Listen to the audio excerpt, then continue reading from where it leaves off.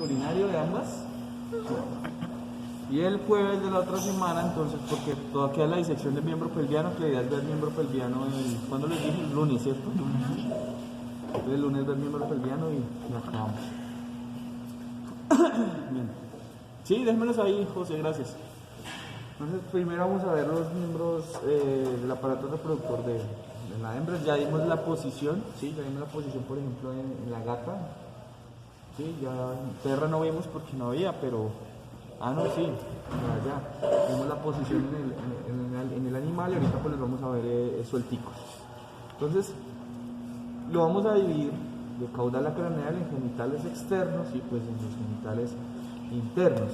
Siendo los genitales externos en las especies domésticas de mamíferos domésticos, como pues estamos viendo este semestre, únicamente la presencia de dos labios vulvares, que son laterales, lateral izquierdo y lateral derecho, no es más.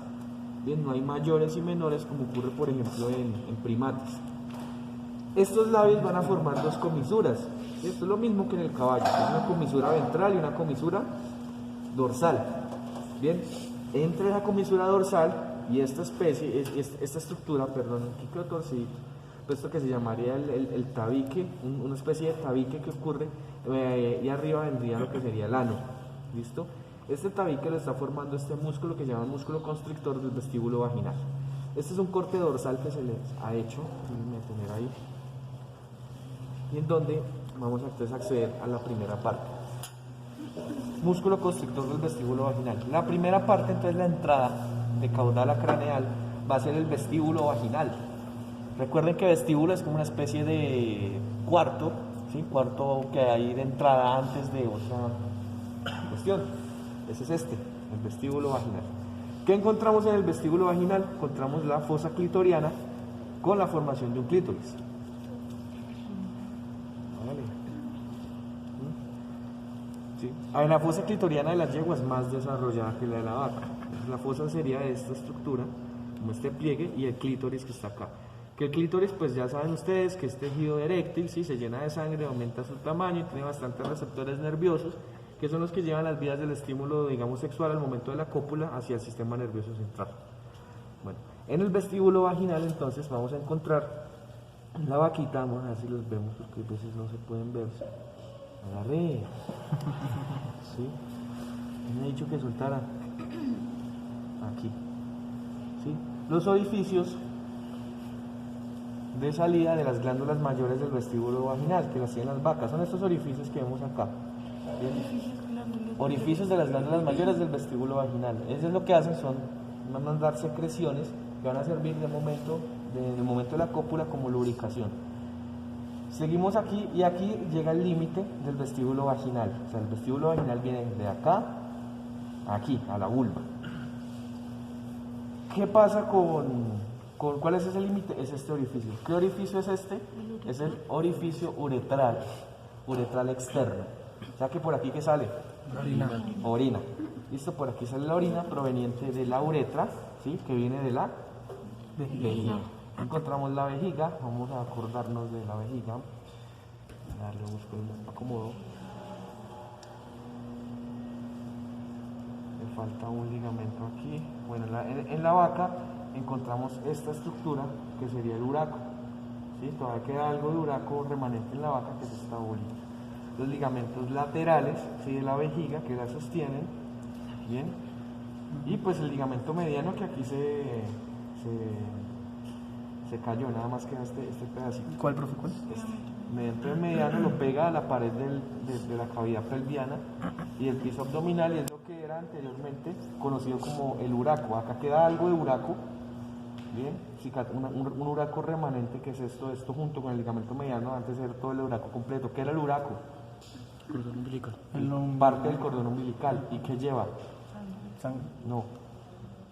Lleva alimento, ¿no? Nosotros ya vimos un cordón umbilical en los feticos, ¿cierto?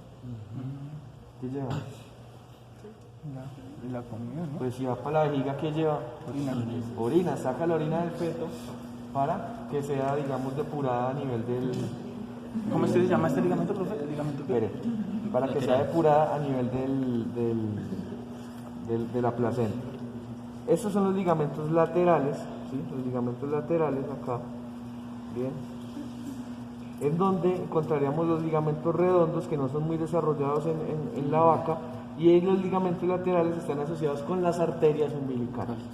¿Bien? Recuerden que la vena umbilical es lo que sería el ligamento redondo del hígado, que viene entre el ligamento falciforme, y es lo que era la vena. Estos ligamentos laterales lo que eran las arterias. Bien. Este pliegue formado acá, ¿sí? Se llama el... ¡Qué milagro! ¿Qué? ¿Y usted cree que le creo? Este pliegue, que se llama pliegue vésico-genital, es un pliegue de peritoneo que está uniéndome la vejiga con el útero. ¿Listo? El pliegue vésico-genital. ¿Qué encontramos acá? Miren, ¿qué creen que es esto? Es un tubo que se dirige hacia la vejiga.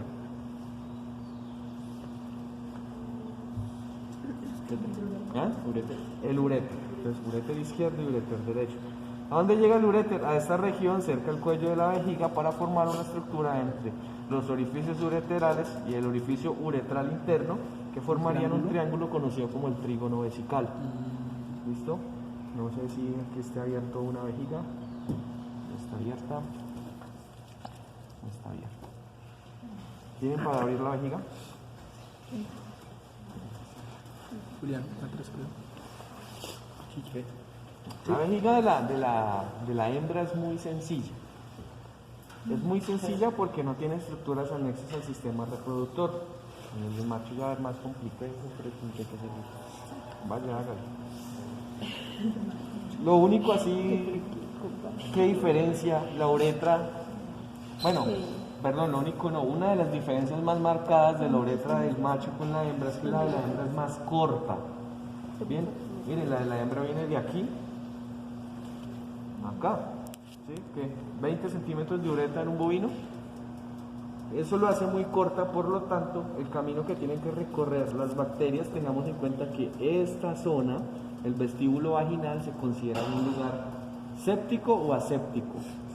Séptico. Séptico, o sea, aquí ya hay contaminación. Contaminación no, aquí ya hay microbiota, normal, natural. Lo que antes se conocía como flora bacteriana, ¿sí? Pues es un despropósito, ¿sí? Es un término incoherente. Entonces se habla de microbiota. Entonces, aquí se considera que hay una microbiota normal. Bien, entonces, esa microbiota, ¿qué característica tiene? Que en cualquier momento puede que volverse ¿qué? ¿Cómo fue que Sí, puede volverse mala, ¿no? Entonces, si se vuelve mala, causa infecciones. Por eso, como el recorrido que tienen que hacer las bacterias en la uretra de la hembra es más corto que la del macho, ¿en qué género es más común las infecciones urinarias? En las hembras. Por solamente un recorrido más corto. Ya nos vamos a dar cuenta cuando veamos el macho que la uretra es mucho más larga. ¿Listo? Voy a cortar aquí la vejiga.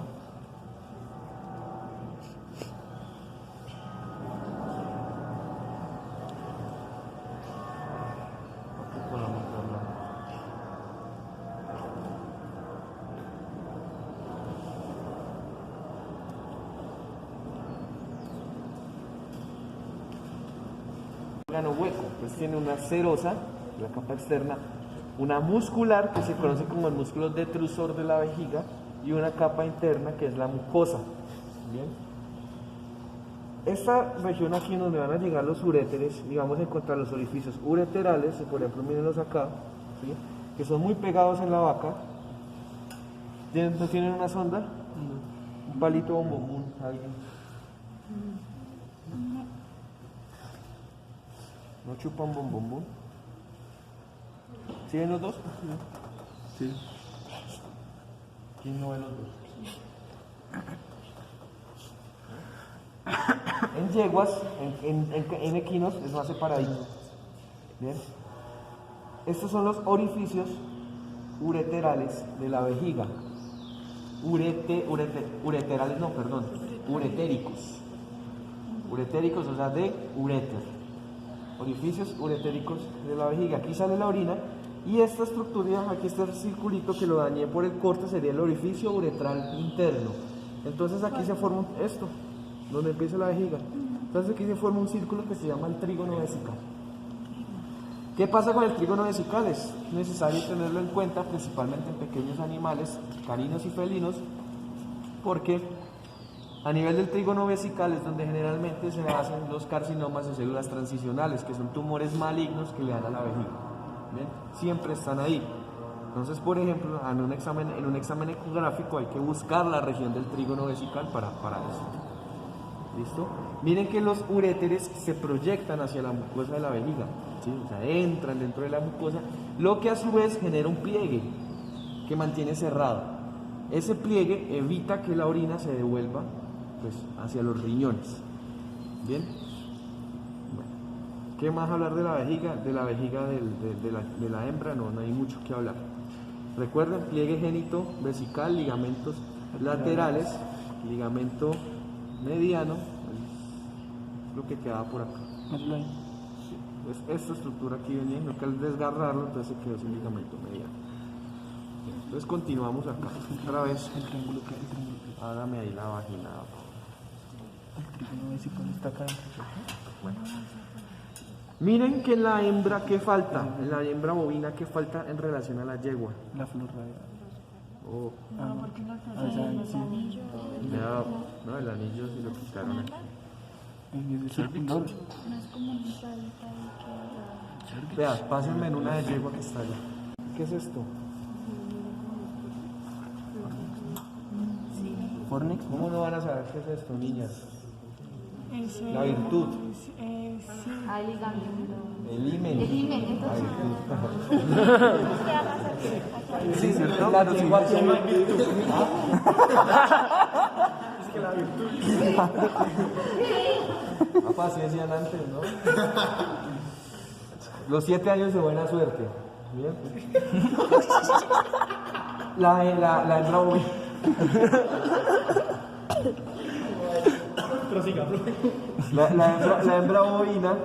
La hembra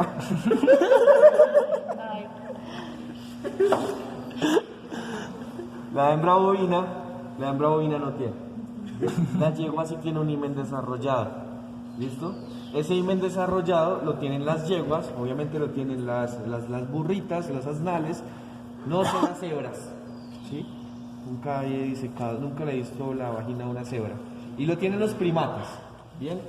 Otras especies no presentan un himen desarrollado. De hecho, en las vacas hay veces puede darse un pliegue que se puede confundir, pero simplemente es un pliegue pequeño. Entonces, en las yeguas es más fácil delimitar el vestíbulo vaginal, ¿no? Sí, porque el himen forma una especie de pliegue.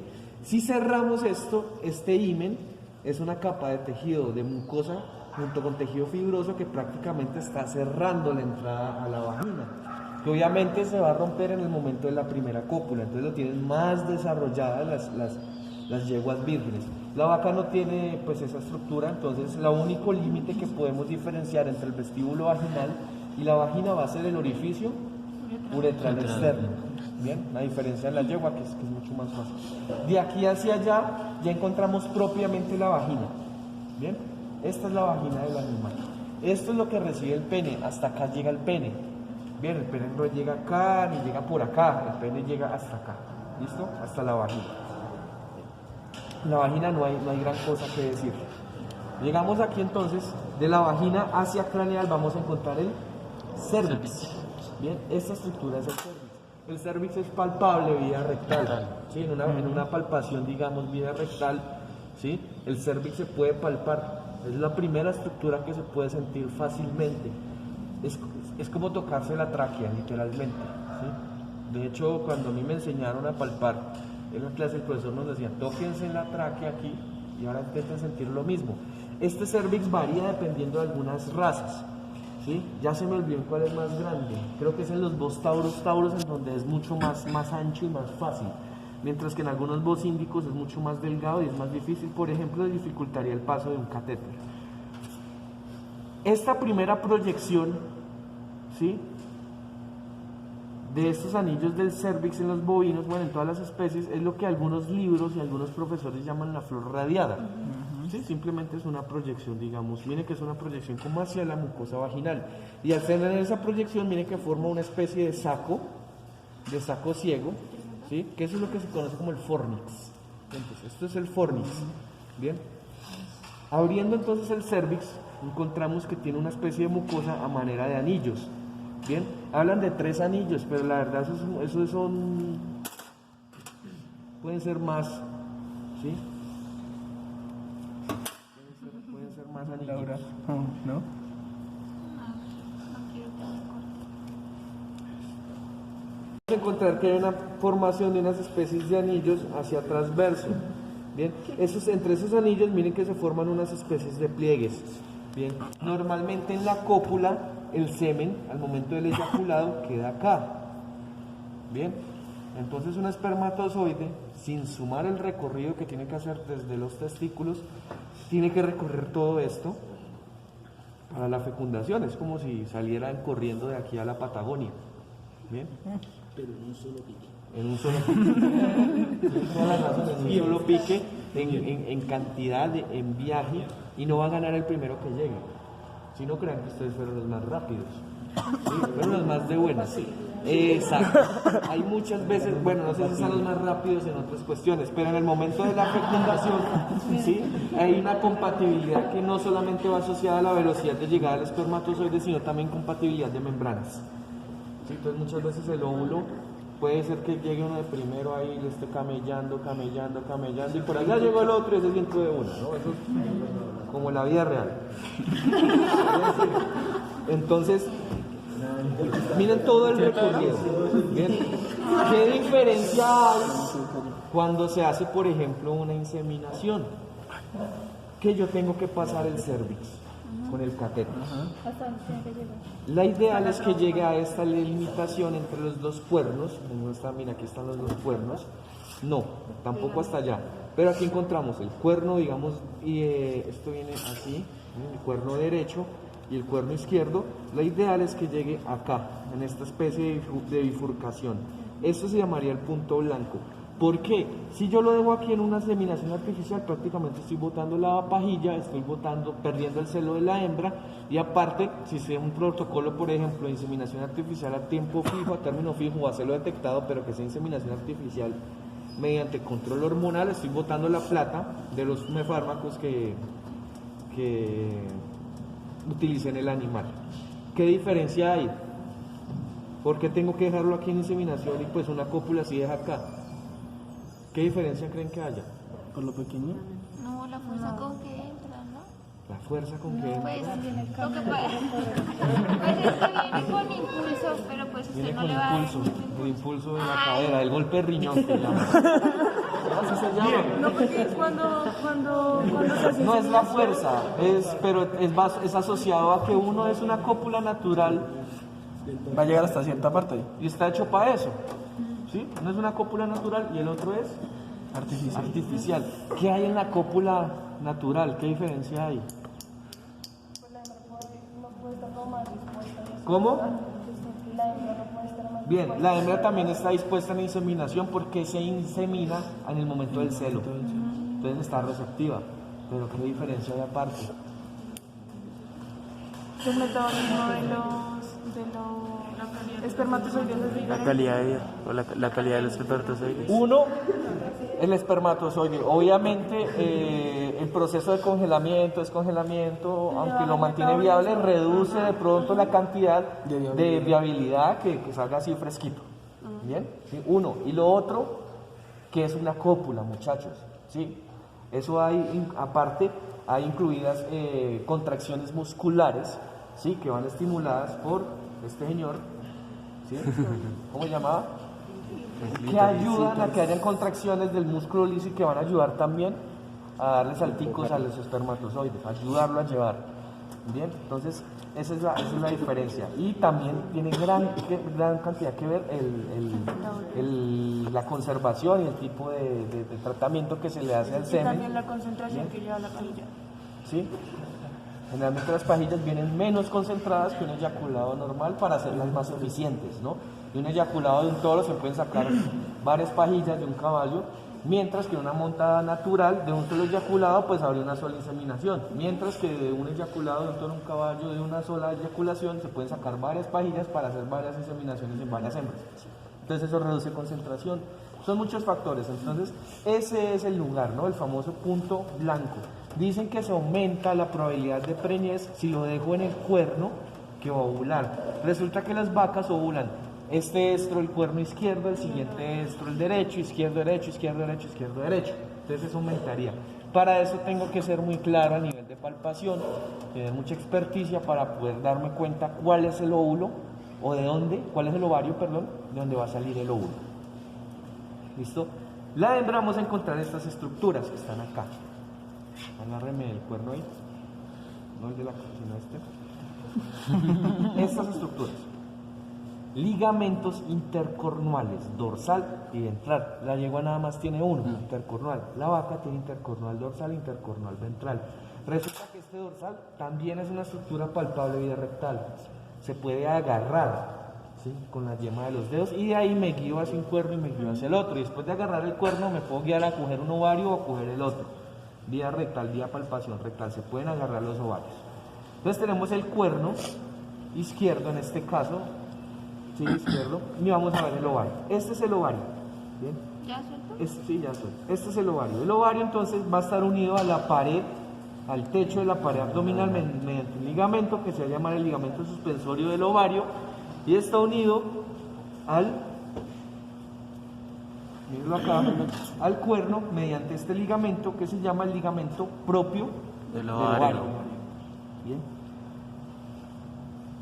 ¿Este está abiertico? No, era el otro que está abiertico. Tampoco. Él está envuelto en una bolsita. La bolsita se llama la bolsa ovárica. Ovárica.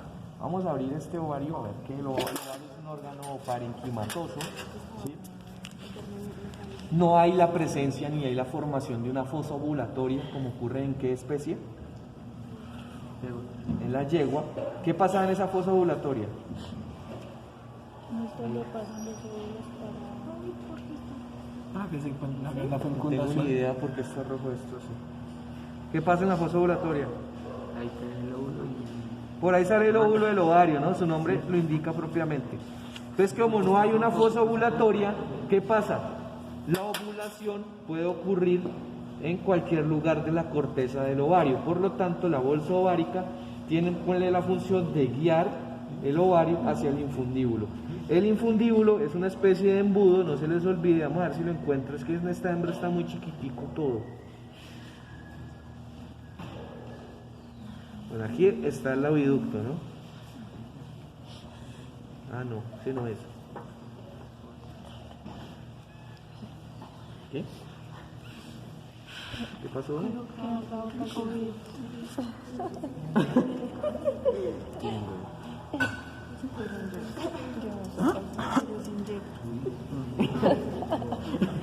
Mírelo. Bueno, en esta hembra que no está tan desarrollado esto, miremos el del otro lado a ver. Ah, el del otro lado está abierto. Uy, tiene severo cuerpo lúteo.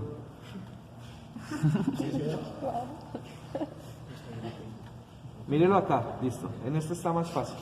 Bien, ovario tiene un cuerpo lúteo muy marcado. Bien. Este es un cuerpo lúteo. Miren la diferencia.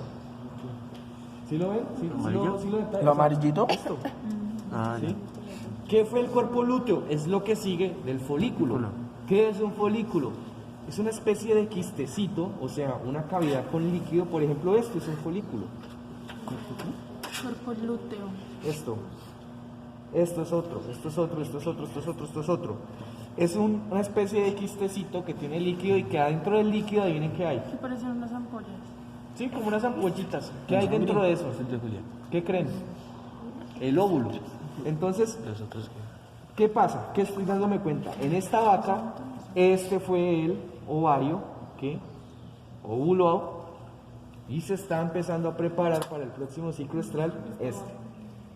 ¿Qué me doy cuenta? Miren, en una vaca generalmente dan las llamadas ondas foliculares.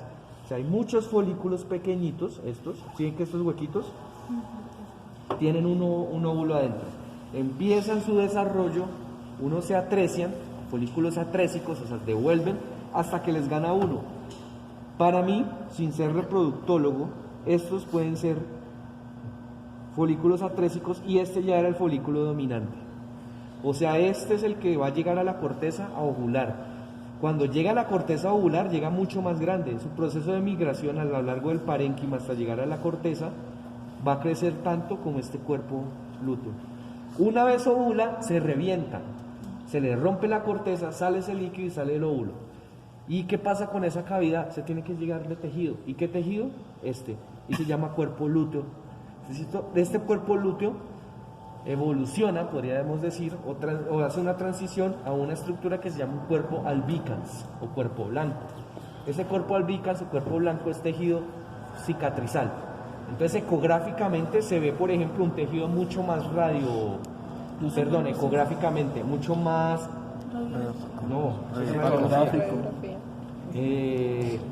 mucho más hiperecogénico, o sea, se ve blanco, blanco, blanco. El folículo, como tiene agua, se va a ver redondo. ¿Cómo se hace una ecografía de esta región? Se hace una ecografía transrectal, con un transductor lineal largo, ¿sí? De manera fálica, obviamente, para que pueda entrar junto a la mano, se coloca acá, y él tiene sus cristales para mandar las ondas, no acá, sino aquí en su pared al lado, para poder coger y dirigirlo, ¿no? ¿Qué función tiene el cuerpo lúteo? Una vez ovula y empieza a llenarse esto de tejido, este tejido del cuerpo lúteo va a generar progesterona. La progesterona mantiene la preñez, ¿sí? Por eso en las perritas, cuando venden las píldoras estas, digamos, que son reabsortivas o abortivas, son antiprogestágenos. O sea, ¿qué hacen? Evitan o hacen la acción contraria a la progesterona. ¿Qué pasa, por ejemplo? Voy a hablar de perritas, ¿listo? Porque a veces la monta la perrita, el dueño no quiere que le monten la perrita, entonces no sabe si está preñado o no. Hay un medicamento que se llama el Alicin, que es el medicamento farmacológico, el alegiprostol, que es un antiprogestágeno. Lo que hace es, hay unos que son causan lisis del cuerpo lúteo, otros tienen un efecto contrario a la progesterona. Lo que hacen es evitar que la progesterona mantenga la preñez. Entonces, si está en desarrollo embrionario, primer tercio de la gestación, hay reabsorción, ¿sí? Si está ya segundo tercio en adelante, lo que hay es un aborto. Bien, ¿qué diferencia hay? Pues que el embrión principalmente son células indiferenciadas que simplemente están marcadas en un cigoto de unos, digamos, llamémoslo de unas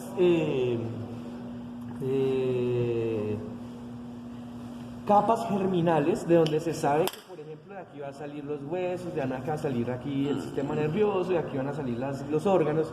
Bien, eso se reabsorbe, no hay una formación como tal de membranas.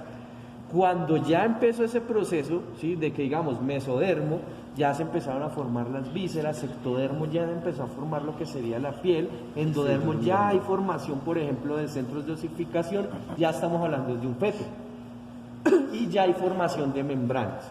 ¿Cómo se llaman esas membranas? Tienen un solo nombre, ¿cómo se llama? La placenta.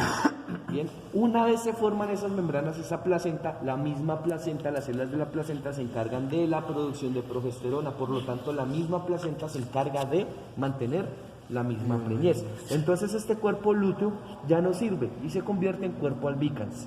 El cuerpo albicans, vuelvo a decir, es tejido cicatrizal. ¿Listo?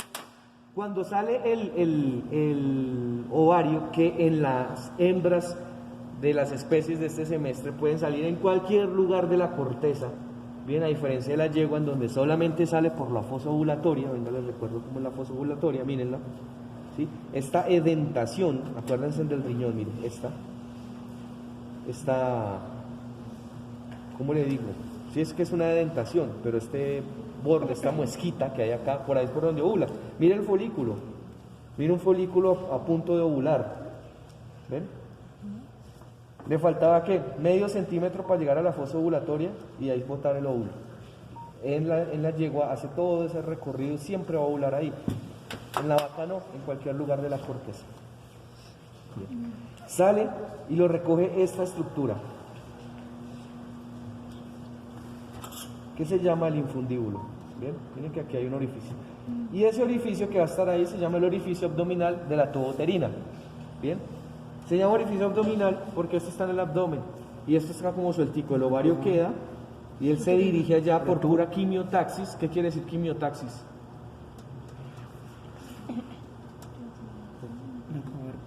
una atracción química. Bien, llega acá y entra, y ahí entra la tuboterina. Y toda esta es la tuboterina. Esto que parece un acordeoncito aquí. Acá, muchachos, ocurre la fecundación. Bien, aquí ocurre la fecundación. El útero de los primates, el útero de ustedes, niñas, ¿es que bicornual o qué? ¿Sí? Monocornual, tiene un solo cuerno. ¿Así? Las estructuras, cuando les enseñan a ustedes, las cositas que salen ahí, esas son las tubas uterinas, que las conocen popularmente como las trompas de falopio, que en las humanas esto es lo que se liga. Bien, esto es lo que se liga. Por procesos fisiológicos, digamos, se liga acá y se corta. Bien, en procesos fisiológicos, por procesos fisiológicos de fisiología, digamos, de ciclo estral, por ejemplo en perras, que es donde es aplicado, y en gatas, no podemos hacer eso porque generalmente hay recanalización, además es muy pequeño. Bien, y su fisiología es distinta, y lo que se hace entonces en perras y en gatas es la extracción de los ovarios. Bien, generalmente se hace la extracción de los ovarios junto con el útero, pero si yo estoy seguro que saqué por completo los 2 ovarios, no tengo necesidad de sacar el útero, entonces hago de los tiempos quirúrgicos mucho más cortos. Yo saco unos ovarios en 8 minutos, ¿sí? Mientras que un ovario más un útero lo saco en 15. ¿Listo? Es mucho igual, depende de cada quien la tenga, pero hay que hacer la extracción de ambos. Una vez el óvulo fecundado o no fecundado viaja por todo el oviducto, llega y entra a esta estructura.